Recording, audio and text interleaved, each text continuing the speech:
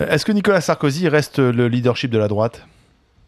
Je pense que ça reste une référence pour la droite, oui, parce qu'il a d'abord montré qu'il était en capacité d'être un président de la République, dont sans doute on reconnaîtra avec le temps les réalisations très positives, y compris dans une période très difficile qu'on a vécue, celle de la crise, où finalement la France a beaucoup mieux résisté que d'autres pays. Et puis ensuite, il garde toutes les qualités qui sont les siennes, il est encore jeune. Il pourrait être votre candidat pour 2017? Nous verrons à ce moment-là. Oh là, ça y est, quand on fait nous, c'est qu'on n'a pas envie de s'engager. Non, mais vous, personnellement, vous monsieur voulez Bourdelex. La question s'adresse à moi personnellement. Pourquoi pas, oui. Je suis pas. Voilà, ça fait partie des candidats possibles. On n'est pas en 2017. Moi, j'aurais qu'on règle les problèmes de la France aujourd'hui. Il y en a beaucoup, dans tous les domaines. C'est-à-dire qu'il n'y a pas de renouvellement à droite, alors? Écoutez, Nicolas Sarkozy aurait 75 ans, je dirais, oui, c'est un manque de renouvellement. Il a gagné une fois, il a perdu, on repart 5 ans après avec le même scénario. Pourquoi pas? Je ne dis pas que c'est la meilleure solution, je dis que c'est une solution crédible aujourd'hui.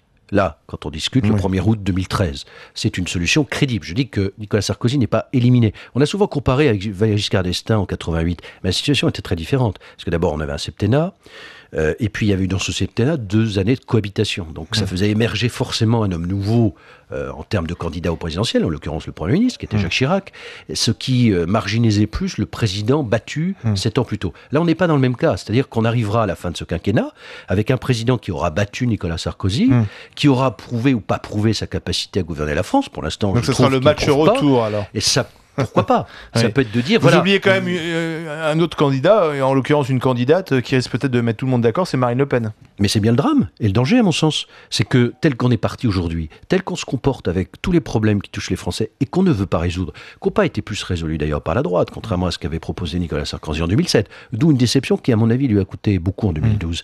Eh bien, parce qu'on ne résout pas les vrais problèmes que se posent les Français sur le terrain, là, dans les quartiers, dans le monde rural, que les élus comme moi, on voit à longueur de temps, parce qu'on passe pas son temps à être dans le microcosme parisien, à se regarder le nombril. On est là, sur le terrain, à écouter les gens. On peut vous dire qu'on va se réveiller de manière douloureuse en 2017 avec peut-être Madame Le Pen à l'Élysée.